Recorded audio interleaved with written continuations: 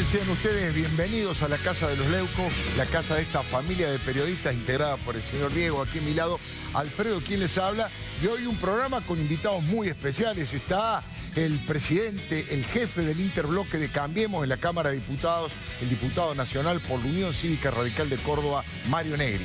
Y además se viene la cena solidaria que hacen todos los años para recaudar, para mostrar lo que hacen todos los días allí en el comedor Los Piletones. Una historia de vida extraordinaria, una amiga de la casa, alguien a quien queremos muchísimo y con quien queremos hablar de todo también.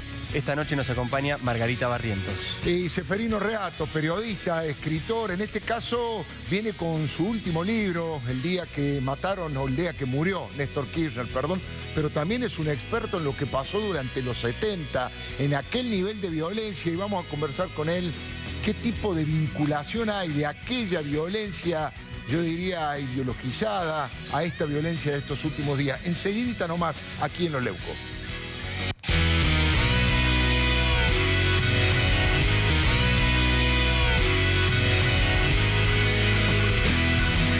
En instantes nomás voy a tratar de argumentar por qué creo que lo que ha pasado con Fernando Esteche el viernes pasado, apuñalado por sus propios ex compañeros, no es un tema menor ni anecdótico, sino que está reflejando en la radiografía de un momento muy particular que está viviendo la Argentina. Y además, segundo después de la columna de mi viejo, el tema que nos importa a todos. ¿Dónde está Santiago Maldonado? ¿Cuáles son las últimas novedades de la causa? Estamos en vivo desde Esquel para traerte toda la información.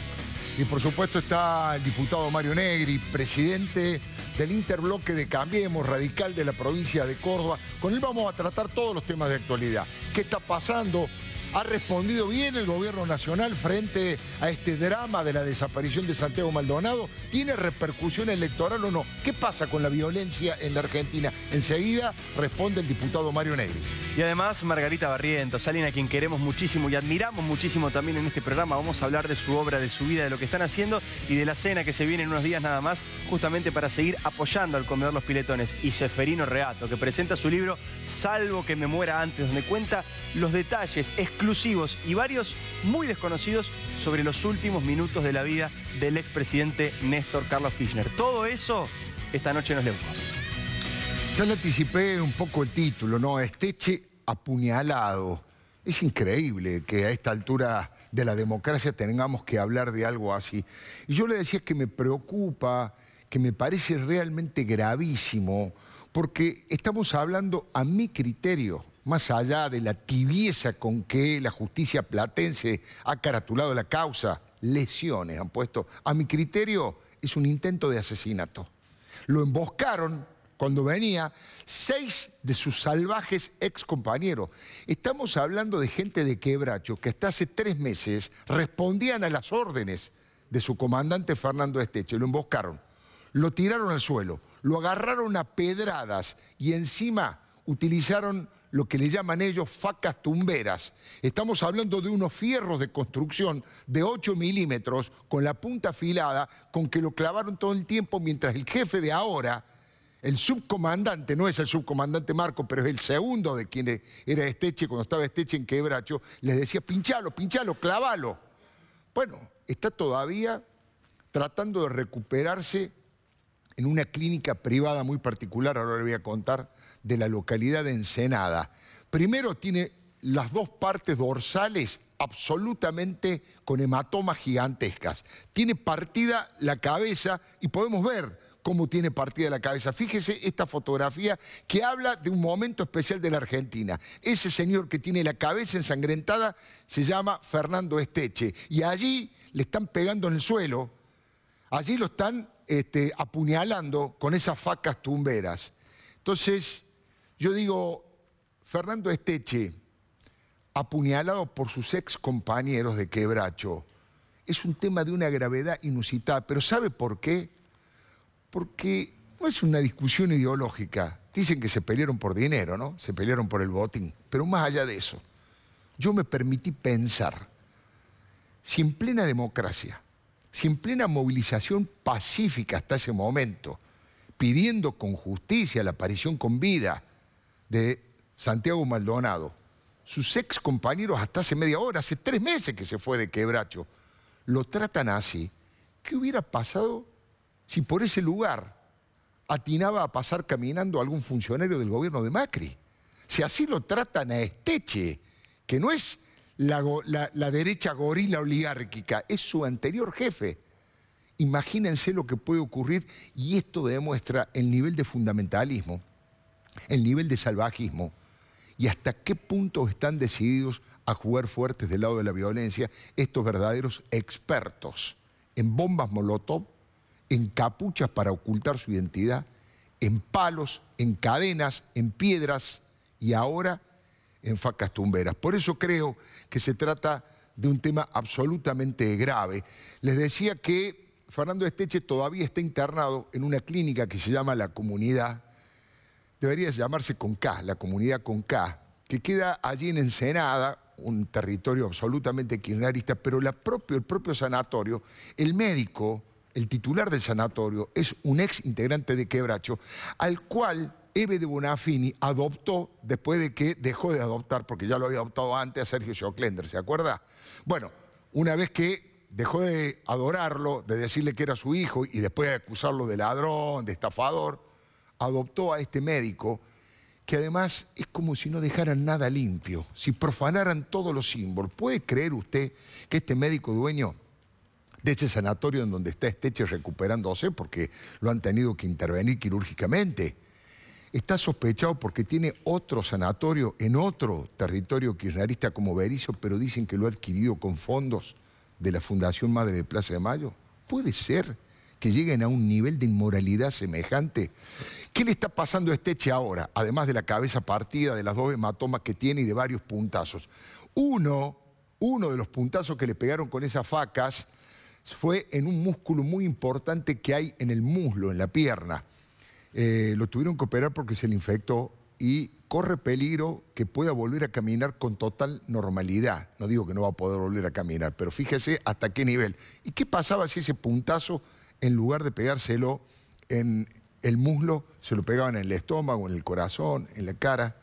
Digo para tomar dimensión porque no he visto que se haya escandalizado ni la clase política, ni los propios militantes de los derechos humanos, ni los que participaron de la marcha, ni la dirigencia sindical. No los vi al otro día todos codo a codo, los que fueron a la marcha, los dirigentes, diciendo, muchachos, nosotros repudiamos absolutamente todo tipo de violencia. Y esta no tiene nombre porque, insisto, ¿cuál ha sido, según se sospecha, el motivo, ¿no? Se peleaban por el botín. Y creo que esto, la justicia de La Plata, que ha intervenido, lo tiene que investigar a fondo.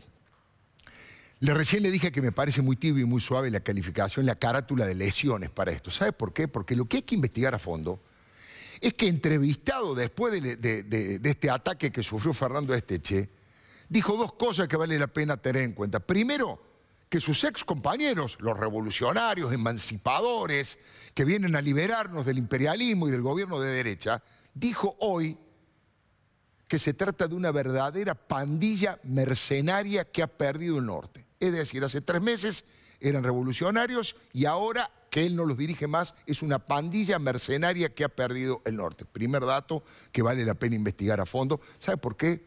Porque es uno de los sectores más explícitamente violentos de la democracia. Hay 2 o 3 sectores, estamos hablando de RAM, de estos que, como dijo el gobernador Mario Das Neves, tienen nada de mapuches y mucho de delincuentes. Estamos hablando de sectores brigadistas de la Tupac Amaru y Quebracho. Estos son 3 de los sectores más violentos que hay en la sociedad. Hay otros grupos más chicos y menores. Digo, si el ex jefe dice que es una pandilla mercenaria, y acá viene la segunda investigación que hay que hacer, ha dicho que los están bancando desde la legislatura de la provincia de Buenos Aires. No fue una acusación de la doctora Carrió, ¿eh? No lo dijo un periodista independiente de investigación, lo dijo el propio ex comandante de Quebracho. Lo están bancando de la legislatura bonaerense. Yo creo que todos los argentinos nos merecemos una investigación a fondo para saber quién los está bancando. ¿Hay un diputado? ¿Hay varios diputados? ¿Hay un sector político? ¿Hay una parte de la legislatura, algún departamento administrativo de la legislatura que les da plata, que le da dinero a estos personajes? Es muy importante saberlo porque disponen de cierta infraestructura, disponen de los colectivos, disponen de cierto nivel organizativo que necesitan dinero, ¿eh? Digo porque esa fue una de las de las denuncias que hizo Esteche, al que yo defino como un verdadero enemigo de la democracia, de la república y de la libertad. Miren, para que no quede en duda a propósito de lo que le estoy diciendo, para argumentarlo, vamos a refrescar la memoria de algunos. ¿Se acuerda cuando Fernando Esteche, presentando su nuevo partido con Gabriel Mariotto y con Amado Boudou, decía cosas terribles respecto de que este gobierno había que voltearlo, que este gobierno iba a durar poco y que ellos iban a hacer todo lo posible para voltearlo? Vamos a repasar los títulos de los diarios. Ahí está, el gobierno se va a caer y vamos a ayudar a que caiga. Título de Infobae, Fernando Esteche junto a Gabriel Mariotto y Amado Boudou, vamos a ayudar a que el gobierno se caiga. La Nación, este gobierno va hacia una crisis segura que ayudaremos a desatar. Y el último de los títulos tiene que ver básicamente con este mismo concepto. En este caso es el diario Perfil, que, bueno, ya lo voy a poder leer. Me tendría que poner anteojos, ¿eh? Bueno, vamos a hacer lo posible para no dejarlos gobernar, es lo que está diciendo en ese título Fernando Esteche. Digo, me parece que con esta definición ya es suficiente para tener en cuenta cuál es el criterio. En aquel momento se le inició una causa judicial. ¿Sabe por qué? Porque en la libertad y en la democracia uno puede criticar durísimamente el gobierno. Yo puedo decir las cosas más fuertes sobre Mauricio Macri, sobre Cristina Fernández de Kirchner cuando fue presidenta. No se puede celebrar la caída de un gobierno democrático y mucho menos decir que uno está dispuesto a fogonear el derrocamiento de un gobierno democrático. Ese es un delito contra la democracia. Primero de los temas que quería recordarle. Además, en ese planteamiento donde están presentando ese nuevo partido político, tenía a su lado a Gabriel Mariotto, ex vicegobernador de la provincia de Buenos Aires, ex vicegobernador de Scioli, un hombre muy ligado al Papa. Me cuesta creer que el Papa Francisco tenga que ver con este tipo de personajes que están reclamando la caída de un gobierno y que van a fogonear la caída de un gobierno. Ahora vamos con esa fotografía que estamos viendo ahora. Vamos a esperarla un poquito. Amado Boudou estaba también en esa presentación. Es muy increíble, vale la pena googlearlo. Amado Boudou no sirve ni como ministro de Economía ni como vicepresidente. Es un verdadero estafador que ahora va a ir a juicio oral, clarito, derechito con el tema de Chicone, que cada vez que denuncian el tema de las estafas de Gildo Infrane Formosa aparece Amado Boudou, Van der Broele y Núñez Carbona cobrando coimas de todo tipo, pero además ni siquiera es un buen pronosticador económico. En esas declaraciones, cuando presentan el partido, dice la inflación va a ser del 50%, dice Amado Boudou. Bueno, le erró por 25, 30 puntos por lo menos. Y en esa presentación donde está Fernando Esteche diciendo que el gobierno se va a caer y ellos van a ayudar a que caiga, Amado Boudou, además de pifiarla con el 50% de inflación, dice: Cristina Fernández de Kirchner es la única líder de este espacio. Digo, para ir comprendiendo dónde están ubicados cada uno de los personajes. Y dice, cuando ganemos las elecciones, dice Amado Boudou, se refería a las elecciones de ahora de octubre, y volvamos al gobierno, se van a terminar el gobierno de los doctores y de los empresarios como este, decía Boudou, y va a venir el gobierno verdaderamente del pueblo.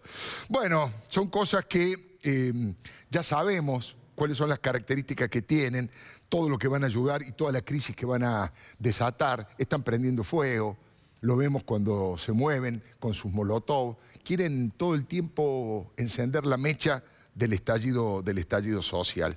También cuando se presenta ese partido, ¿sabe quién estaban sentados en la primera fila?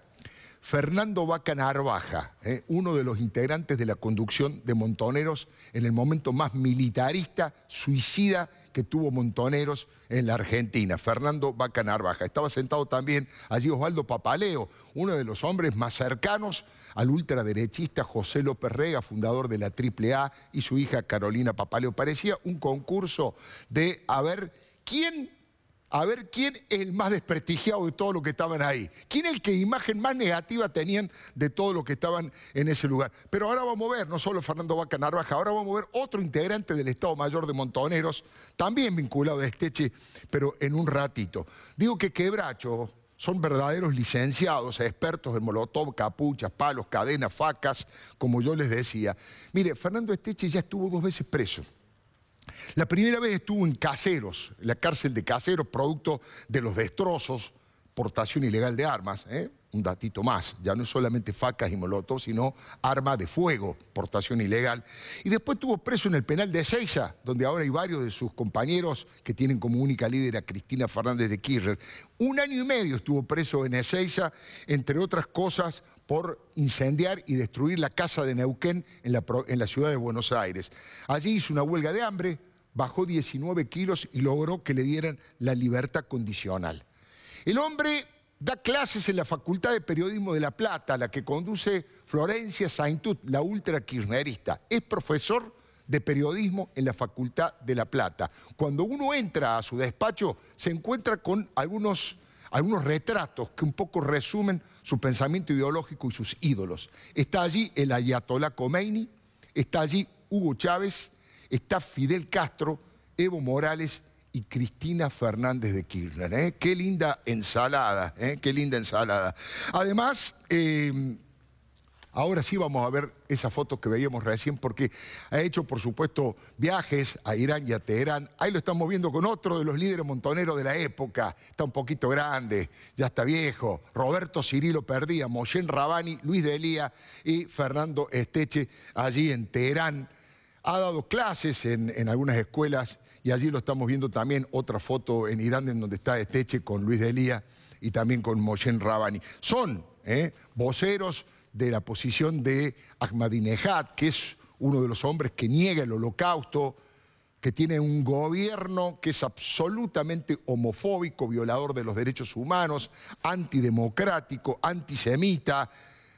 ¿Qué más se le puede decir a este gobierno? Pero a ese gobierno de Irán en su momento con Ahmadinejad. Pero además han sido los que mejor relación y más directa relación han tenido con el chavismo en la Argentina. Dicen que en algunos aspectos había un dineroducto que vinculaba tanto a Irán y a Venezuela con esta gente. Fíjese que en la denuncia del fiscal muerto, Alberto Nisman, aparecen con toda claridad todos estos muchachos. Aparece Fernando Esteche, Luis de Elía, Andrés Larroque. Fíjese que además de todo eso, la acusación más terrible de traición a la patria, de encubrimiento a los terroristas de Estado que dinamitaron la AMIA, está Cristina Fernández de Kirchner y el canciller Héctor Marcos Timerman, traidor a su pueblo, al pueblo judío, considerado por la inmensa mayoría de la colectividad. Pero están estos muchachos. Es más, en una de las charlas que tienen entre ellos con las escuchas, Fernando Esteche saca pecho diciendo, ese documento que firmó el rusito de Timerman, ese documento le llaman al pacto tenebroso firmado en la ciudad de Alepo, en Siria. Ese documento lo escribí yo hace varios años, dice. La base de ese documento, de ese borrador, la redacté y la escribí yo, dice Fernando Esteche en una de esas escuchas. Fíjese el nivel de relación que tenían. El otro tema grave es que son fundamentalistas de todo terreno. Son fundamentalistas todo terreno, no creen en el sistema democrático. De hecho, Esteche no hizo la denuncia. La justicia está investigando porque actuó de hecho. No hizo la denuncia, ¿por qué? Y yo no creo en esta justicia burguesa. Es decir, que no cree en el sistema republicano y no cree en esta democracia. Ahora lo terrible, después lo vamos a hablar con Seferino Reato, después lo vamos a hablar con Mario Negri. Hablan como en los 70 en nombre del pueblo. Hablan en nombre del pueblo, se sienten la vanguardia luminosa y revolucionaria del pueblo. Y la verdad que a la hora de los bifes sacan 15.000 votos, como sacó Luis de Elía. 15.000 votos. Cualquier amigo suyo saca 15.000 votos en una elección. Es decir, y eso que iban colgados de la pollera de Cristina. Iban colgados porque cortaban boleta, arriba era Cristina senadora, abajo era Luis de Elía diputado. Sacó 15.000 votos. Quiere 30, 40.000 planes sociales y saca 15.000 votos. Este es el nivel de los personajes, su nivel de irrepresentatividad y esta discusión absolutamente peligrosa que instalan en el debate, yo los llamaría, son los lúmpenes del dogmatismo. Los lúmpenes del dogmatismo. Eso sí, tienen una capacidad de daño, una capacidad de fuego preocupante para esta democracia en transición que está tratando de salir del populismo y está tratando de instalarse definitivamente en la República. Ellos se automarginan del sistema. De hecho, siempre se dijo que Bracho y Esteche recibían fondos de algún lugar oscuro de los servicios de inteligencia. El propio de Elía, antes de ser su íntimo amigo, su cómplice, hace unos 5 o 6 años, lo acusaba a Fernando Esteche de ser parte de los servicios de inteligencia. Mire, el deporte principal que practica Fernando Esteche es quemar banderas de los Estados Unidos frente a la Embajada de Israel. Tiene el récord de banderas quemadas en ese lugar. Son provocadores violentos que se sabe cómo empiezan, pero que no se sabe cómo terminan. Y andan sembrando esas cosas que ya eran viejas y fracasadas en los 70, ¿no? La violencia es partera de la historia, la violencia es partera de la historia. El poder nace del fusil, como decía Mao Zedong. Acaba de decir Esteche, la única civilización posible es la barbarie. Yo les pregunto, la barbarie de sus ex compañeros de Quebracho, que casi lo asesinan a puñaladas, que casi lo asesinan con esas facas tumberas, ¿esa es la barbarie? La verdad, este pensamiento ya nos generó mucha sangre, mucho sudor, muchas lágrimas, mucho dolor, horror y terrorismo de Estado en la Argentina. No podemos volver a repetir los mismos fracasos de la historia, porque si volvemos con la misma metodología, es decir que no aprendimos nada, que los muertos, los desaparecidos, la dictadura, no nos enseñaron nada a los argentinos, que tenemos que ir por el camino de la paz, por el camino de la justicia, de la democracia, del diálogo, de los consensos y de los disensos. Eso es democracia y no lo que plantean estos muchachos. Insisto, hemos tenido demasiados muertos. Por eso esta democracia y la inmensa mayoría de los argentinos no quieren más suicidas, no quieren más criminales, no quieren más golpistas. Es muy simple. Quieren paz, democracia, justicia y libertad. ¿Es tan difícil comprender eso? Le doy mi palabra. Muy bien, y lo anticipábamos al comienzo del programa. Tenemos obviamente mucha información. Es un día cargado de novedades con respecto a la desaparición de Santiago Maldonado. Uno de los temas, sino el tema que más nos importa a todos, ¿no? La aparición con vida de Santiago Maldonado. ¿Dónde está Santiago Maldonado? Vamos a contar todas las novedades. Estamos desde Esquel también con la cobertura de Ignacio Otero, pero vamos a hacer una especie de repaso de lo que se sabe y lo que no se sabe hasta ahora sobre la causa, lo que hay en el expediente, lo que no hay, las dudas y las certezas que tienen los diferentes investigadores, y a través de ese recorrido vamos a ir incorporando las novedades del día y luego sí nos vamos a trasladar al sur para hablar con Nacho Otero. Arrancamos. Primero vamos a contarle a ustedes lo que sí se sabe, lo que tenemos como certeza. Tenemos algunas placas para compartirlo entre todos. Lo que sí se sabe sobre la investigación con respecto a Santiago Maldonado. El 1 de agosto la Gendarmería avanzó sobre un corte en la Ruta 40 en Chubut. Los manifestantes ingresaron a la comunidad Pulov, esa comunidad mapuche en la estancia Laquele, que justamente es una estancia que pertenece, en la estancia Leleque, que pertenece al grupo Benetton. Allí lo que se dice es que todos cruzaron el río, según la denuncia, menos Santiago Maldonado, que no había cruzado. Dicen quienes hacen la denuncia, quienes denuncian la desaparición, que allí lo habría capturado justamente la Gendarmería. 3 días después, 2 testigos encapuchados aseguraron que Maldonado participó de la protesta y que fue justamente capturado por Gendarmería. La justicia todavía dice que no tiene certeza efectiva de que Maldonado haya estado ese 1 de agosto allí en esa manifestación y en ese corte de ruta. Lo que se sabe, otro testigo dijo que se fue para el lado del río con su mochila.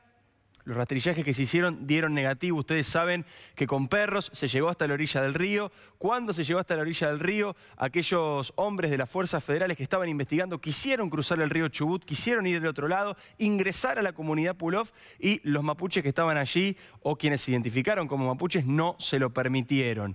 Se sabe, hay 2 causas, una por habeas corpus y otra por desaparición forzada. Recuerden que por esta figura de desaparición forzada hubo una discusión política. Finalmente la fiscal Ávila decidió caratular la causa como desaparición forzada, aunque después emitió un comunicado muy contundente, el primer comunicado oficial que tuvo esta causa, en la cual decía que no tenía ninguna prueba hacia ninguna de las hipótesis, ni hacia la hipótesis de una especie de retiro voluntario, que por supuesto es la que nadie cree, sobre todo en el entorno de Santiago Maldonado, y tampoco tenía ninguna prueba ni ninguna hipótesis que apuntara a la Gendarmería, palabras oficiales de la fiscal Ávila. Seguimos con las placas, seguimos con lo que se sabe hasta ahora. La Policía Federal secuestró pelos, una soga y reconoció una presunta mancha de sangre y huellas dactilares allí en móviles de Gendarmería. Esa mancha saltó con luminol, es decir, mancha que había sido borrada. Ese ADN está en estudio. Atención, acá hay 2 versiones. Las 2 versiones vienen de la justicia. Una de la fiscal Ávila, que en este informe que yo les comentaba dice: estamos esperando el resultado de ese ADN, todavía no tenemos información al respecto. Y la otra versión también es una versión judicial, pero extraoficial. ¿Quién lo dijo? El fiscal general de Chubut, que habló con Todo Noticias y dijo que esa mancha de sangre pertenecía a un animal, que no era sangre humana. Bueno, todavía estamos esperando la resolución oficial y saber qué pasó con ese ADN. Seguimos con la información y con el repaso rápido y este punteo que estamos haciendo. 4 miembros de la comunidad mapuche hicieron la declaración formal ante la justicia y sin capuchas. Nos sentimos respaldados por la sociedad. Esta es una de las novedades más importantes que hay. ¿Por qué? Porque hasta ahora habían declarado de manera extraoficial, encapuchados, sin dar ningún documento de identidad que certificara la propia identidad de los que declaraban. Incluso no lo hicieron ante la justicia, sino ante otros organismos de derechos humanos. ¿Qué es lo que ha pasado ahora? Estos testimonios se han incorporado a la causa y este último testimonio que veíamos, podemos ponerla de nuevo para repasar lo que decía, nos sentimos apoyados por la sociedad, es de un hombre que el día de hoy declaró con su rostro descubierto, con su identidad y dijo que él vio con binoculares cuando la Gendarmería se llevaba a Santiago Maldonado. Cuando le preguntaron por qué no había declarado hasta ahora, dijo, porque ahora sentimos que tenemos el respaldo de la sociedad. Hay un detalle importante con este testimonio. Dijo el hombre de hoy que Maldonado tenía una campera celeste y que sabe de manera certera que tenía una campera celeste porque él, el mismo testigo que ha declarado el día de hoy, dice que se la prestó. Esto, por supuesto, cambia muchas de las pruebas que hasta ahora estaban siendo mostradas en la causa. ¿Por qué? Porque hasta ahora se pensaba, y el video que habían aportado los familiares diciendo este es Santiago Maldonado el día de la marcha, era un hombre de campera negra. Por lo tanto, el color de la campera, que hasta ahora se creía que era negra, hoy este testigo que dice haber visto a Maldonado lo menciona con campera celeste, una de las novedades más importantes del día de hoy. Seguimos con el repaso de las placas para ir haciendo este punteo rápido y en un ratito estamos allí en el sur con Nacho Otero. ¿Estaba Maldonado? Estaba Maldonado, lo que yo planteaba recién. Hay un video en el que la familia asegura reconocerlo, pero atención, está con campera negra en el video. El testigo dice hoy que estaba con campera celeste porque él mismo se la prestó. La fiscal, en ese famoso informe que yo mencionaba recién, dice no hay testimonios confiables todavía que puedan determinar que efectivamente Santiago Maldonado estaba allí el 1 de agosto. Insisto, este informe de la fiscal fue previo a la declaración del día de hoy, pero no han hablado ni el juez Guido Otranto ni la fiscal Ávila todavía sobre estos testimonios que se han incorporado el día de hoy. ¿Tenemos alguna placa más todavía para repasar? No aparecieron ninguno de los celulares. Atención con los celulares. Según pudo reconstruir la justicia, tenía 3 celulares Santiago Maldonado, 2 argentinos, 1 chileno, además pagado por un chileno y a nombre de un chileno. Por lo tanto, es una información importantísima. Y acá el tema del funcionamiento de los celulares. Uno dejó de funcionar el 21 de julio. Eso es importante, ¿por qué? Porque cuando estaba la hipótesis de que Maldonado pudo haber sido herido por un puestero, bueno, ese celular dejando de funcionar justamente el día del ataque era una novedad importante. Sin embargo, como vemos en esta placa, la sangre de la ropa del puestero y de la ventana del puestero Evaristo Jones no pertenece a Santiago Maldonado y esa fue la novedad más importante del día de ayer. Sorpresivamente, ese ADN que parecía que iba a estar recién en octubre, se conoció ayer. Así que, por supuesto, estas son las últimas novedades. Agrego algunas cuestiones que no se saben hasta ahora, muy importantes. Primero, mañana habrá una reunión con Rogelio Frigerio, ministro del Interior de la República Argentina, con varios gobernadores de la zona, con por lo menos 3 gobernadores, porque temen que, por supuesto, este clima de violencia, de insatisfacción y de reclamo pueda generar hechos de violencia también en la zona, así que ya se están incorporando a esta situación los gobernadores. Hasta ahora se habían mantenido prescindentes, no habían hablado del tema los gobernadores, solamente había hablado Mario Das Neves, gobernador de la provincia de Chubut. Esto es importante. La otra cuestión importante, y esto no se sabe, y es una novedad absoluta, declaró ayer el jefe del operativo de Gendarmería en la causa, le tomó declaración la fiscal como testigo. Y atención porque esto es importante, porque revela el temperamento que tiene la fiscal con respecto a la situación que podía tener Gendarmería. Básicamente lo explicamos, cuando se toma testimonio, la fiscal tiene que decidir si lo toma como imputado, es decir, le toma una declaración indagatoria o lo considera testigo. Si lo considera testigo, como efectivamente ocurrió el día de ayer, es porque la fiscal todavía cree que no tiene pruebas, no tiene información para vincular a Gendarmería. Pero Nacho Otero está allí desde el sur, está allí en Neuquén con más información. Nacho, buenas noches. ¿Qué tal? Buenas noches, Diego, ¿cómo estás? Bien, contanos, vos hoy tirabas una novedad muy importante, contanos, desarrollanos de qué se trata. Bueno, se trata de un documento que se presenta de manera anónima en la Procubin, en donde se están analizando distintos datos que aparecen en este documento, en donde se darían precisiones de lo que dijeron los testigos hoy, que es la vinculación de algunos gendarmes con la desaparición de Maldonado. El informe, por las características que tiene de cómo está escrito, genera sospechas de que se trate de un informe de inteligencia, pero de todas maneras no está firmado ni tampoco sellado. Ahora, se está investigando esto, no estamos en una situación en donde se descarten hipótesis, mucho menos si esas hipótesis generan sospechas a las que ya se generan y que están de la justicia respecto a ciertas actitudes también de la fuerza. Hay sospechas respecto también a actitudes de la comunidad. Lo cierto es que desde la comunidad hoy lo que dijeron es que negaron esas sospechas. Esto es constatable, por lo menos según la información que nosotros tenemos desde la justicia, ya que desde la comunidad lo que dijeron hoy es que ellos no prohibieron el acceso a la tierra sagrada. Desde la justicia, incluso en el dictamen de la fiscal Ávila, lo que se dice es que estaba precisamente esta negativa. Lo cierto es que el procedimiento, según la información que nosotros tenemos, está firmado, así que esto es fácilmente comprobable. Se dice, Nacho, que el jueves irían como 300 gendarmes a por fin rastrillar la zona que está cruzando el río Chubut, rastrillar la zona de la comunidad Pulov. ¿Esto es así? ¿Tenés información? No, gendarmes no, porque Gendarmería queda separada. Claro, queda separada. De son las investigaciones, porque es precisamente la fuerza sospechada. Claro. Pero sí que puede haber búsquedas en la zona por parte de Policía Federal Argentina, que es la que está llevando adelante la búsqueda. Lo cierto es que se va a hacer también una comparación de algunos elementos que generan desconfianza de la justicia respecto a ventanas de tiempo entre lo que es la comunicación entre los gendarmes, que reitero, no es una declaración que haya en la justicia, porque los gendarmes todavía no declararon en la justicia, sino que se hace una comparación entre distintas declaraciones a los medios que hicieron los gendarmes, fundamentalmente al diario Clarín, en donde por lo menos aparecen ciertas dudas. Lo que no se sabe es si esas dudas constituyen un elemento de sospecha. La familia de Maldonado hoy habló claramente y ratificó que, según la información que ellos tienen, Gendarmería aparece relacionada con la desaparición de Maldonado y la responsabilizan y directamente hablan de que fue Gendarmería. Esto se va a seguir investigando. Estamos en una etapa incluso de quiebre en el gobierno, en donde aparecen ahora distintas posturas. Incluso es bastante significativo que el que venga al sur sea precisamente el secretario de Derechos Humanos, en un caso en donde se genera precisamente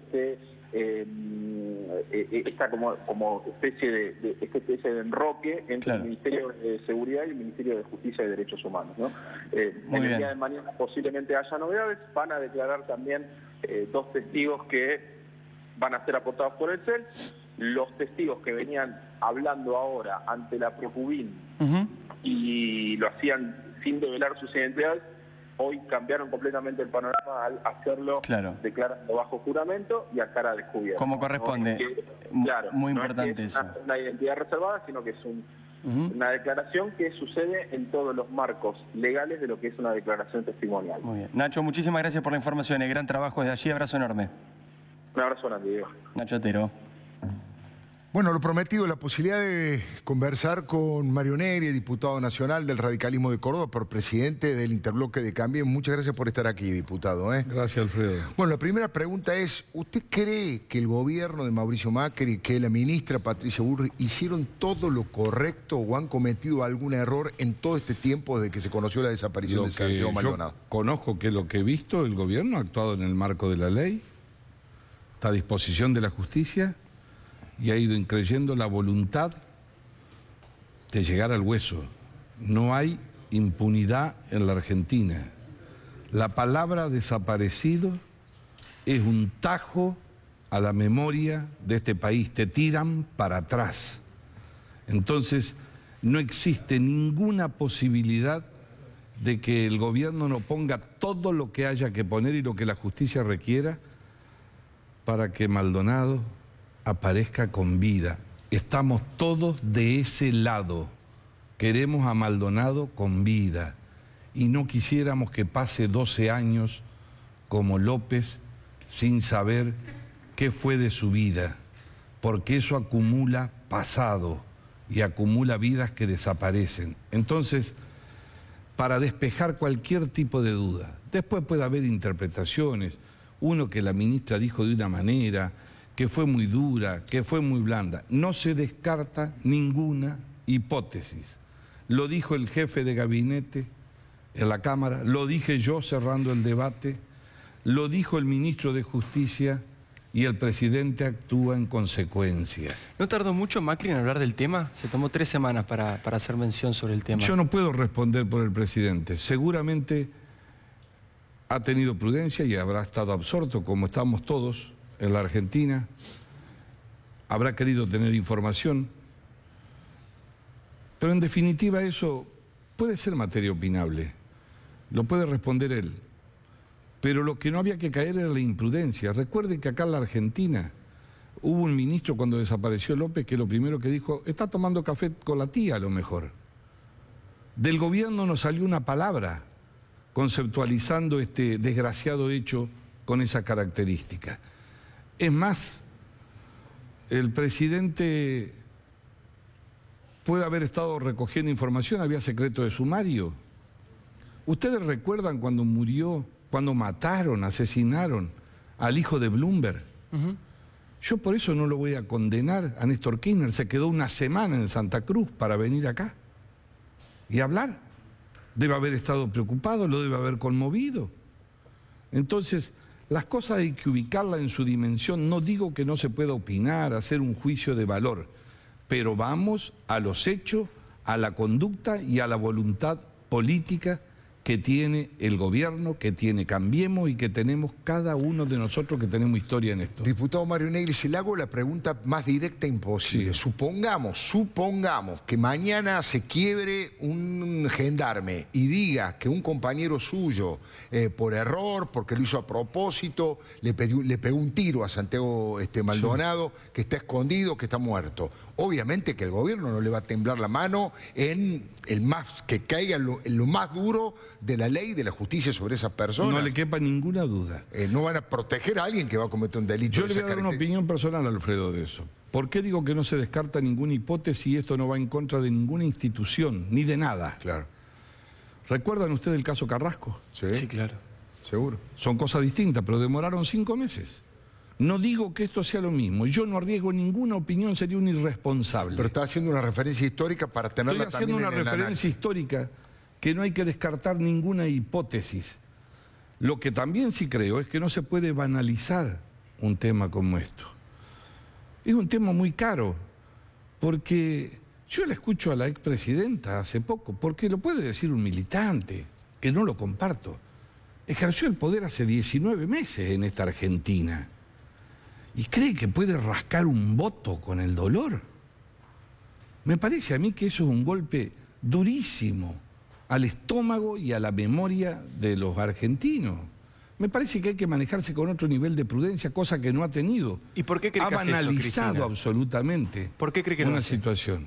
¿Por qué cree que lo hace, Cristina? ¿Por qué cree que apela a la maldonización de la campaña? No, independientemente de eso, cree que acá, porque acá acabamos de terminar una elección que son las PASO, que acá se preveían muchos opinólogos que Cristina ganaba la provincia de Buenos Aires por 6 puntos. Sí. Y que la geografía política argentina, Cambiemos, iba a andar más o menos bien. Y se llenaron de sorpresa. Ni ganó por 6 puntos, ni se cayó la Argentina, la gente se fue a dormir y hubo noticias políticas, la geografía política distinta. Y la economía no le rendía políticamente al gobierno, pero no le rindió a la oposición. ¿Saben por qué? Porque la gente ya había decidido qué es lo que no iba a hacer, y era no volver al pasado. El pasado no lo inventó el gobierno. El pasado tenía pollera, trajecito. El pasado tenía 19 meses atrás gobernando 12 años en la Argentina. El pasado era Cristina en la campaña. Entonces, eso era muy difícil de sacarlo. La gente más inteligente que los dirigentes va a otra velocidad en el cambio. Y el gobierno, ahora en este momento, donde la economía empieza a recuperarse, está preocupado por recuperar empleo que se ha recuperado despacio, vamos subiendo el Himalaya, como digo yo, en bicicleta, donde realmente estamos saliendo de la crisis, estamos a 40 días de una elección, en el medio con este dolor. Entonces, Ojalá apareciera con vida antes de octubre, para que no agarren la memoria de un chico joven, independientemente que yo pueda compartir o no sus ideas, no sé qué es lo que hacía, pero que no la agarren para la campaña electoral. Porque le quiero decir algo con toda franqueza, en nombre de mi generación. Nosotros no medimos en voto la desaparición de una persona, la medimos en términos de tajo a la memoria de los muertos de este país. Ahora, si algún otro lo mide en términos de voto, se va a volver a chocar contra una pared, lo va a castigar la sociedad fuertemente, tienen que tener otro tipo de actitud. Ahora, diputado Mario Negri, y respecto de los sucesos violentos que ocurrieron el otro día, ¿cuál es su opinión? Porque la propia expresidenta ha dicho que era policía infiltrada la que generó eso para ocultar la importancia masiva de la marcha. Pero usted, Cristina, si baja un turista y la ve hablando el otro día, cree que es una joven que se presenta de candidato ahora y que está haciendo un juicio de residencia a un gobierno que se va. Cristina hizo el proyecto X en la Argentina, en el gobierno del kirchnerismo. ¿Usted se acuerda de lo que eran los servicios de inteligencia? El general Milani no cruzó la cordillera, compraba micrófonos para espiar a la gente, para hacer política. Habla con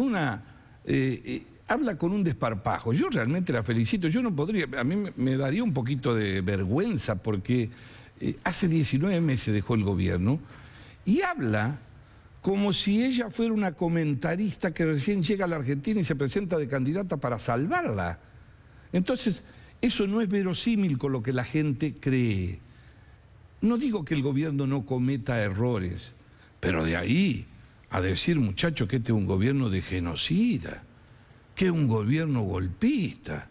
Estos muchachos creen que están en la asamblea en el canal Volver. Quieren divertirse en nombre de la muerte, pero están equivocados. Nosotros vivimos ese tiempo y la sociedad no va a retroceder. Hay un clic que yo creo que se va a producir ahora. Un clic, acá no, yo no creo que se quiebre la democracia, lo digo Alfredo, inclusive vos sos durísimo con eso. Yo no creo que esté en juego eso. Lo que creo es que es verosímil pensar siempre en las elecciones de medio término. Mira, salvo la del 85 de Alfonsín, ¿no es cierto?, que la ganó después de ganar las elecciones, cuando el peronismo no ha gobernado, a la de medio término después llegaba el peronismo. Claro. Entonces la gente tiene esa percepción y esa idea de que si el peronismo no gobierna, este país es indomable. Y ellos alimentan la idea, algunos sectores, no todo, sí, de que este es un gobierno en tránsito, que es un gobierno débil, que ya llegan ellos.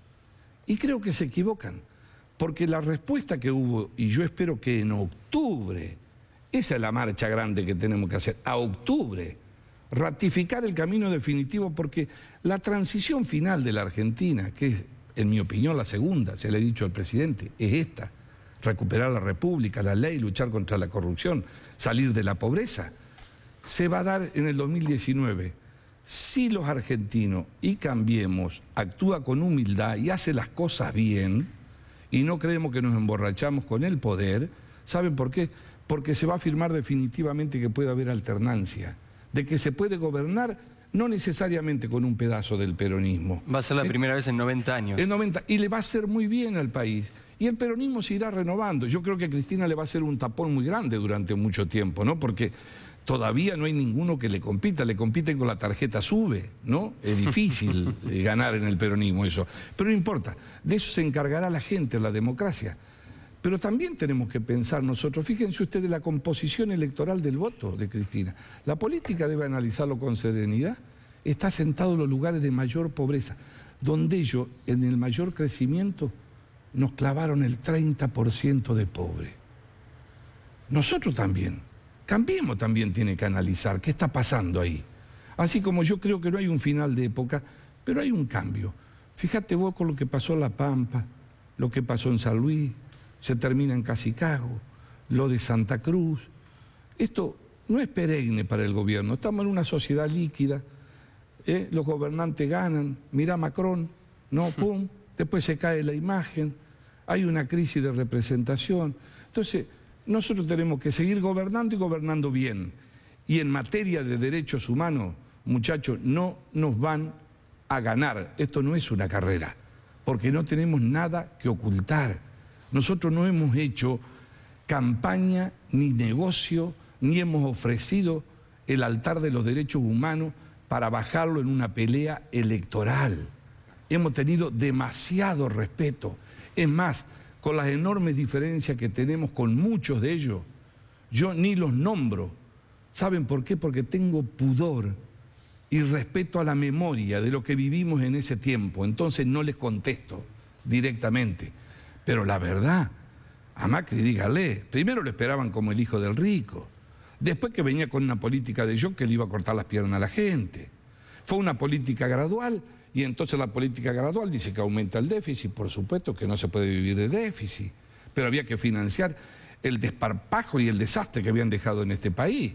Ahora lo que quieren ponerle es el dibujo con una picana corriendo la gente a la calle. ¿Pero quién les va a creer eso? Estos son cultores de la historia de un momento del pasado donde la violencia, muchos de ellos, los tuvo como protagonistas centrales. En tu época, en mi época, en generaciones enteras, en amigos míos, en los que soñaron que ese era el camino de la utopía. Honestamente, nosotros no fuimos por otro lado, pero creían. Y ellos lo llevaron y lo arrojaron ahí para contar una historia y construir un relato. ¿De qué país? Ese país no es el que queremos nosotros. Dejará un día de gobernar Macri, gobernará otro. Nos recompondremos nosotros en el radicalismo, en otra fuerza política, la coalición cívica.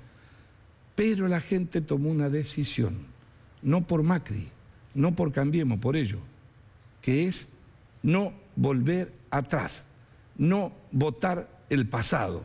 Y el pasado estaba de candidato a la Argentina. Muchísimas gracias, diputado. Gracias, Mario. Gracias a usted, Mario Interesante. Negri. Muchísimas gracias por estas reflexiones. Bueno, lo prometido, vamos a conversar con Margarita Stolbizer. Barrientos. Margarita.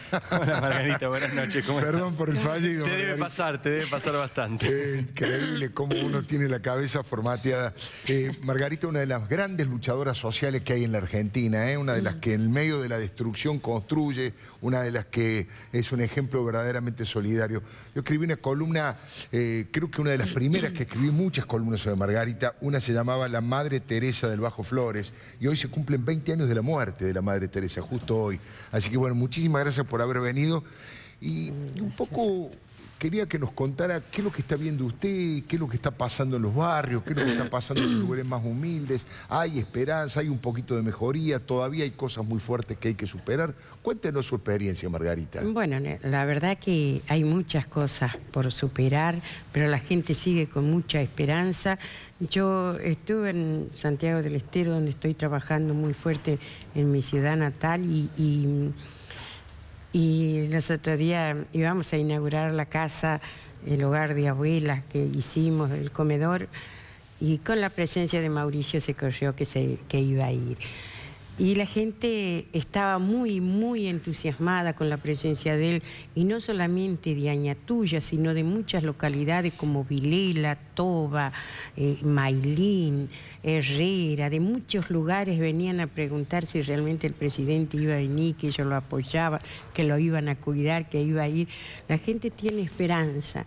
Yo decía, miraba a un señor que vende CD en la feria y me dice: dígale a Mauricio que yo lo quiero mucho y lo apoyo. Y vive vendiendo CD. Así que hay gente que hace tortilla en la calle y me reconoce. Uy, me dice: Margarita, ¿usted conoce al presidente? La gente me dice: usted es amiga del presidente. Y dice: dígale que venga, que nosotros lo necesitamos. Y hay cosas que te conmueven, ¿no? Porque la gente lo necesita, gente necesitada, que les cuesta y llegar al día, ¿no? Claro. Que si no vendes 10 tortillas no podés comer, si no vendes 10 CD tampoco podés llevar 1 kilo de pan a tu casa. Entonces, y ver a esta gente que tiene esa esperanza, te da ganas de seguir trabajando, ¿no? ¿Y sos amigo del presidente? Vos de recién te reías cuando te decían eso. ¿Cómo es tu relación con Macri? Yo a Mauricio lo conozco hace 21 años y lo que lo admiro a él como es que nunca cambió. Conmigo siempre ha sido la misma persona, Cuando lo llamo a su celular me atiende, por ahí no me responde en el instante, pero me atiende. Así que tenemos ese contacto, ¿no? de claro. ser, pero lo conozco hace 21 años y para mí él sigue siendo la misma persona como era el presidente de Boca, ¿no? Cuando era presidente de Boca. Y eso que el año pasado fue muy duro, digamos, fue muy difícil, hubo muchas circunstancias de la política que golpearon fuerte, ¿no? Digo, me imagino que en tu comedor eso vos también lo ves, lo notás. Sí, en los primeros tiempos ha sido muy duro, pero nosotros es como que lo venimos peleando de hace muchos años, ¿no? Porque el comedor nuestro ha venido sufriendo mucho en la época de Cristina, por los precios y por las discusiones que hemos llegado a tener con Guillermo Moreno, injustamente, porque sabíamos que los precios no eran lo que yo decía, ¿no? Pero bueno, nosotros, eso, yo siempre dije, eso nunca me va a voltear, me va a voltear alguna enfermedad, pero la corrupción y los sinvergüenza que están dentro de la política, no. Claro. Margarita, usted tiene una cena anual que nosotros hemos ido varias veces para juntar fondos. ¿Por qué no nos cuenta un poco de qué se trata, cuándo es, cómo se puede colaborar? Sí, nosotros hacemos la cena anual el 27 de septiembre en la Rural. Cae un día miércoles, así que la gente está invitada, que nos puede llamar al teléfono de la fundación del comedor. ¿Se lo acuerda usted para decirlo? Así lo ponemos como un grafo ahí en la pantalla. ¿Cuál es el número? Es el 4919-1049 y 4919-1333. Ahí lo pueden llamar y... para pedir las entradas, para comprar las tarjetas. Nosotros lo hacemos acercar con los chicos, tenemos muchos chicos voluntarios, gracias a Dios, que están trabajando en eso, ¿no? ¿Y qué es lo que más hace falta hoy, Margarita? Porque vos ahí tenés de todo, no solamente arrancaste con un comedor y con mucho esfuerzo, y ahora hay de todo, hay computadoras, bibliotecas, sala de primeros auxilios, ahí es impresionante. Para los jubilados, y una de las cosas más emocionantes que fui y se me caían las lágrimas, la orquesta de los chicos, haciendo música ahí es maravillosa, cómo van a aprender música. Sí, en estos 21 años que vamos a cumplir el 7 de octubre hemos hecho muchísimas cosas en los filetones, como transformar la villa de un asentamiento a una villa, y hoy prácticamente somos un barrio. ¿No? Es un lugar muy lindo, que la gente lo va a visitar a la fundación. Nosotros tenemos 2 jardines con 300 niñitos, tenemos el hogar de abuelos con 70 abuelitos, la biblioteca, la panadería, que hacemos pan todos los días para consumo de la gente. Y la casa refugio de la mujer golpeada. También es un ejemplo, un modelo, una maravilla. Sí. Y eso lo hicimos gracias a Emilio Quesada también, que es una persona maravillosa que lo conocimos. Y después tenemos la huerta de hidroponía, donde... ¿Eso está funcionando? Yo vi cuando comenzaba la huerta. Sí, está funcionando muy bien. Consumimos la verdura fresca de ahí toda la semana. Después tenemos los talleres de costura, de carpintería, de electricidad. Pero ¿cómo haces, Margarita, en un país donde en los últimos años todo fue empeorando, todo fue decreciendo, para vos crecer y darle más cosas a la... ¿Cuál es tu secreto? ¿Dónde sacás la energía? ¿Cómo haces? Y bueno, yo siempre dije que nunca me voy a quedar con el vuelto de nadie.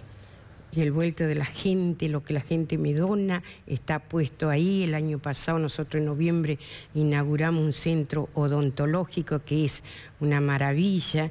Inauguramos la casa de medio camino, hicimos la huerta de hidroponía, que también te lleva el tiempo, dinero y todo lo que hay ahí adentro ha sido comprado con dinero de donación, ¿no? Y hoy estamos en Santiago del Estero, donde allí empezamos con una obra Isidro en febrero de este año, y bueno, desgraciadamente él partió y pudimos terminarlo nosotros, la obra que empezó él, ¿no? Yo lo conocí a Isidro trabajaba en una retroexcavadora, o en un camión, no sé bien. y se dio vuelta y perdió uno de los brazos. Sí. Así todo se multiplicaba en el esfuerzo para ayudar a Margarita, era su compañero de vida. Y bueno, me imagino cómo lo extrañará y cómo lo habrá golpeado el fallecimiento de Isidro, sí, Margarita. Me golpeó muy fuerte, cosa que en un momento casi que hasta abandono ¿sí? la obra de Santiago, pero me di cuenta cuando mi hija Beatriz me acompañó a la semana que él había fallecido y miré toda la gente que trabajaba, toda la gente que necesitaba y que había 21 personas, hombres. Y yo siempre digo, hay un hombre trabajando, son 21 familias que comen. Había 21 hombres trabajando. Y los miré a todos y dije, yo voy a seguir con la obra. Y estaba Beatricita atrás mío, me dijo, mamá, yo voy a estar al lado tuyo y te voy a apuntalar en todo. Y bueno, ha sido difícil, ¿no? Volver ahí, no encontrarlo a él sobre todas las cosas, sí ha sido muy difícil. No, y además es una forma de un homenaje, seguir con esta obra, seguramente le está rindiendo un gran homenaje a Isidro, porque él estuvo codo a codo con usted, ¿no es cierto? Siempre, siempre. Él dejó en un 80% la obra, donde él era maestro mayor de obra, era arquitecto, era todo, porque toda la obra de los piletones lo ha hecho él, ¿no? Y esta obra, a pesar que teníamos 2 arquitectos que lo terminó. Mandaba era él. Sí, siempre, los mismos arquitectos me dijeron, otro día nosotros aprendimos cosas que no sabíamos de Isidro, ¿no? Ahora, Margarita, vos siempre hablas de un tema que le duele a toda la sociedad, pero a vos también particularmente, porque te tocó padecerlo en tu familia también, que es el tema de la droga, ¿no? Sí. Y cómo en los últimos años esto ha ido empeorando muchísimo. ¿Se nota eso en el barrio? Sí. En un momento se notaba muy fuerte, ¿no? Que fue hace unos meses atrás, después con la presencia de Gendarmería, de la Policía Federal, hoy es como que está muy controlada la situación y bueno, como también nosotros hicimos un comedor dentro de la Villa 1114, donde no se podía entrar y hoy se puede entrar con tranquilidad, ¿no? ¿A usted también tiene que ver con el de la 1114? Sí, yo tengo un comedor ahí adentro junto con Vilma, que es una señora que trabaja así. Impresionante. Sí, impresionante. Yo tengo varios comedores, ¿no? Y apadrino varios comedores de la provincia de Buenos Aires, como San Miguel, Moreno, Cañuela, que también tenemos otro comedor. Y después la Fundación Viaje de Vuelta, que soy la madrina, manteniéndole con todo, ¿no? No solamente con comida, sino con ropa, colchones, cama, con todo. ¿Querés repetir el teléfono, Margarita? Porque estoy seguro que hay gente que no llegó a anotar y quiere que lo repitas. Es el 4919-1049 y 4919-1333. Una forma maravillosa de convertirse en una mejor persona, en un mejor ciudadano, es ayudar en un lugar en donde, como ella dice, no se queda con ningún vuelto, todo va a una persona que necesita y podemos dar fe porque hemos ido varias veces a ese trabajo maravilloso que hace. Todo es constructivo, todo es a favor de la gente que más necesita y es realmente una obra monumental. Margarita, como siempre, muchas gracias por todo lo que hace y muchas gracias por haberse molestado aquí en la Casa de los Leucos, ¿eh? No, por favor, señor. Y yo creo que más creíble que usted ha conocido los piletones cuando escribió su libro y caminó por esas calles donde no eran calles, ¿no? Eran barro, era todo barro. Había pozo ciego en medio donde hoy es calle, y hoy doy gracias a Dios que la gente ha cambiado la calidad de vida, ¿no? Voy a contar una pequeñísima anécdota, una pequeña infidencia. No quiero dar precisiones porque no quiero que nadie se sienta mal, porque no es para sentirse mal, pero una vez un compañero de trabajo me pidió que lo llevara a los piletones porque quería hacer una escuelita de fútbol. Y fue tan duro, nunca había ido a un lugar tan humilde, con tantas dificultades económicas, y salió casi asustado, no pudo procesar lo terrible que sucedió, ver los chicos con tantas dificultades y con problemas. Y digo, mucha gente, en lugar de que eso lo entusiasme, no lo digo críticamente porque es muy difícil afrontar una situación así, pero me hizo acordar usted en esos momentos que hubo alguna gente que le producía hasta temor o impotencia, decir, esto es tan grande esto que no sé qué puedo hacer. Bueno, por suerte los argentinos la tenemos usted, Margarita. Muchas gracias. Muchas gracias, muchas gracias por haber venido. Habíamos dicho que vamos a conversar con Seferino Reato. Está esperándonos, Seferino. Seferino tiene, bueno, mucha experiencia y producto de eso, investigación y libros en varios temas. Uno es este, por supuesto, que es el actual. Dame que yo lo muestro. A ver. El libro está vinculado al día que murió Néstor Kirchner. Obviamente te pido un pequeño resumen de qué pasó efectivamente, porque hay una noticia deseada, hay una fantasía de la gente, pero después políticamente, ¿qué significó el día que murió Néstor Kirchner para la Argentina? Bueno, mi hipótesis es que ese día que fue tan conmocionante, porque era el hombre del poder, digamos, claro, gobernaba la esposa, pero él mantenía el poder. Y además era el verdadero ministro de Economía y además tenía toda esa pirámide que él había construido de negocios privados, de corrupción. Concentración absoluta, ¿no? De poder político, económico, todo. Y privado, corrupción. Porque él decía paso a paso, pesito a pesito. Claro. Poder es votos más dinero, claro, según él, para estar 20 años. Entonces ese día para mí muere también el kirchnerismo y nace el cristinismo. Claro. Porque ella se consolida rápidamente en un velatorio a cajón abierto el mismo día de la muerte en Calafate como la heredera. Todos habían viajado a Calafate, lógicamente tristes porque se había muerto el líder, pero también deseosos de saber si Cristina estaba en condiciones de suplir. Claro. ¿Y ahora qué hacemos? Y además todos estábamos con esa duda porque sabemos que cuando el peronismo en el poder pierde su líder, se pelea, salpica para todos lados. Bueno, ella rápidamente salva esa prueba y al día siguiente en el velatorio público se consolida como la líder del país. Entonces para mí ese día muere Néstor, muere el kirchnerismo, nace el cristinismo. Yo viajé al Calafate, a Río Gallego, hablé con los médicos, los enfermeros, el funebrero que cuidó el cuerpo. Ninguno de ellos vio en ese cuerpo ningún rastro de balazo. Por lo tanto, todas las versiones que hay de la muerte violenta para mí se caen. Para mí se caen de acuerdo a esas fuentes. Sí, seguro, seguro. De acuerdo a esas fuentes. Claro, uno de los médicos me dijo, bueno, si lo envenenaron no vamos a saber nunca porque no hubo autopsia. De todos modos, bueno, todas las versiones se caen, versiones alimentadas por la propia Cristina que nunca dio ninguna información, claro, sobre la muerte de su esposo, a tono con esa total falta de transparencia, esa opacidad con la cual los Kirchner manejaban el poder. Todo, claro. ¿Qué fue lo que más te sorprendió de la investigación? Cuando encaraste este tema, que obviamente era un tema difícil, un tema, como decías vos recién, con una cantidad de hipótesis descabellada infinita, digamos. Cada persona tiene la teoría de lo que pasó y lo cree y es muy difícil refutarlo. ¿A vos en lo personal qué fue lo que más te sorprendió? Bueno, existen varias cosas. Uno, que hubo un velatorio público a cajón abierto en Calafate. Eso no se sabía. Yo no lo sabía. No se conocía. Y bueno, a eso le dedico mucho porque fue muy importante que fue antes de toda esa puesta en escena que resultó el funeral público a cajón cerrado. Para mí una puesta en escena, no solo para mí, para Grossman, Javier Grossman, que era el autor, digamos. El autor de todo eso. Del relato.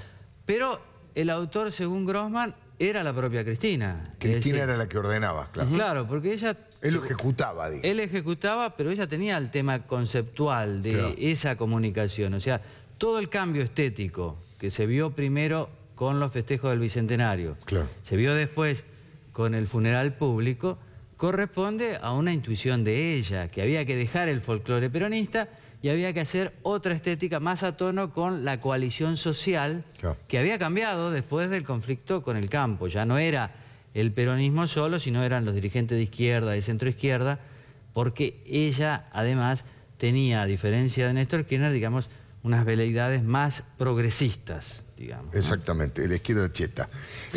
Seferino, otros libros que ha generado, han investigado... ¿Vos querés ir a los 70? No, quiero ir a los 70 porque nos lleva a la actualidad. Yo creo que hay, recién lo comentaba en mi columna editorial, no estoy diciendo que la historia se va a repetir, por suerte, hago cuadernito por suerte, porque ha sido dramática para quienes, como los de mi generación o los de Mario Negri, la vivimos en carne propia y mataban gente al lado nuestro, en nuestras facultades, en nuestros barrios, que no queremos vivir más una Argentina terrible del terrorismo de Estado, de la insurrección armada, de aquellos que creían que el poder nace del fusil.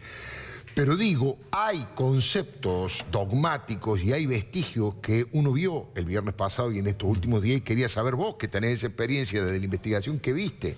Bueno, yo creo que hay una nostalgia en ciertos jóvenes que no han vivido la dictadura sobre ese relato que le han contado los Berbisky, los Piña, los Anguita, los Pacho O'Donnell, y que el cristinismo y el kirchnerismo tanto propagaron.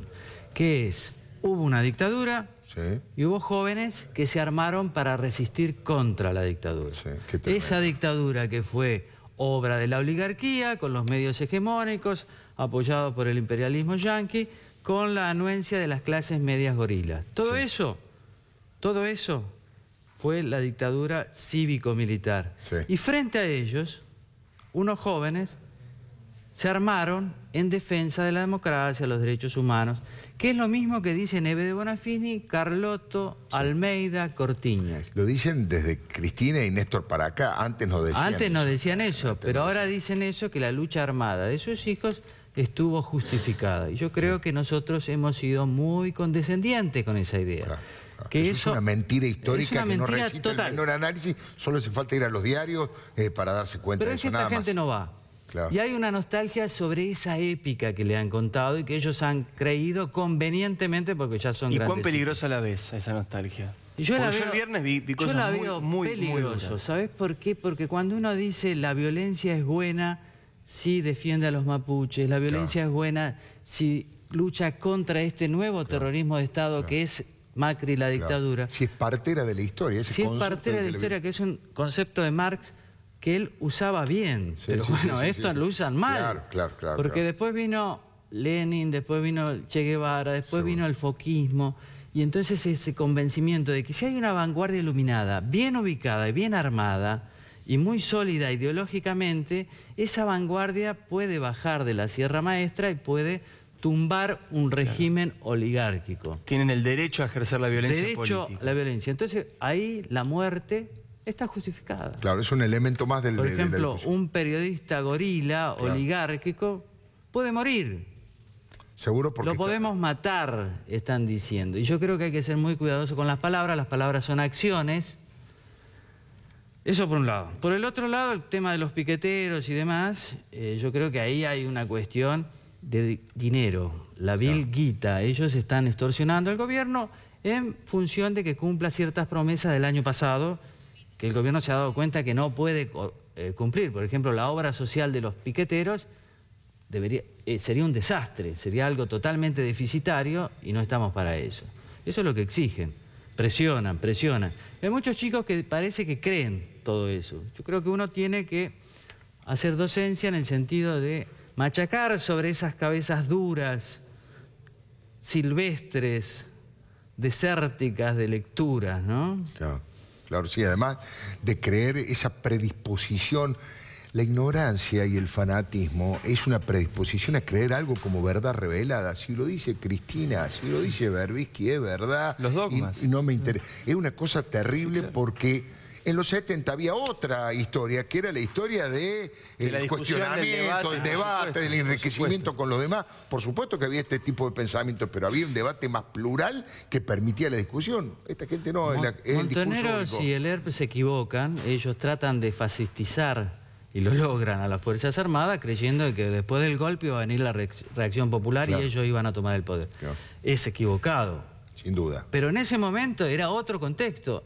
Esta gente está totalmente equivocada y está fogoneada por estos adultos tipo Cristina, Bonafini, que tienen esa Carlotto, nostalgia por ese momento. Que además son unos aprovechadores, porque ellos juegan al poder. Estos no se sabe a qué juegan. Es cierto. Además, yo digo, si uno quiere tener coherencia y precisión histórica, en lugar de cantar Macri basura, vos sos la dictadura, más preciso sería cantar Milani basura, vos sos la dictadura. Claro, además Macri, por ejemplo, este esfuerzo que hay del no peronismo de encontrar una representación democrática a través de una fuerza política democrática es algo que nos va a hacer bien a todos, más allá seamos macristas o no. Pero por supuesto. Nosotros necesitamos ese partido. Es una república para todos, sin lugar a duda, y para el propio peronismo va a ser extraordinario la posibilidad de renovarse y hacerse republicano. Seferino, como siempre, muchas gracias. Salvo que me muera antes, el día que murió Kirchner, la noche que nació el cristianismo, publicó Sudamericana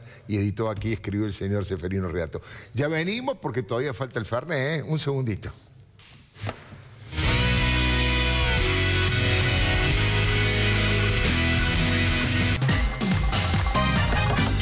Muy bien, llegó el momento del Fernet. Buenísimo, anda preparándolo. Yo de paso voy a dar el teléfono de Margarita Barrientos para aquellos que quieran ayudar en esta cena del 27 de septiembre. 4919-1049. 4919-1049. Sí, porque seguramente mucha gente no ha llegado a anotar. Así no, y además si uno no puede hacer estas cosas en el cable, ¿para qué vive uno en la vida? ¿No? Si uno no puede dar una mano en un programa de televisión. Muy bien, vamos a brindar por Margarita Barrientos. Ojalá haya muchas como ella. Estoy chatrando todos los programas ya. Y ahora, ¿cómo hago para decirte cuídate, Changuito, sin manchar? Como podamos. Cuídate, Changuito. Hasta el domingo.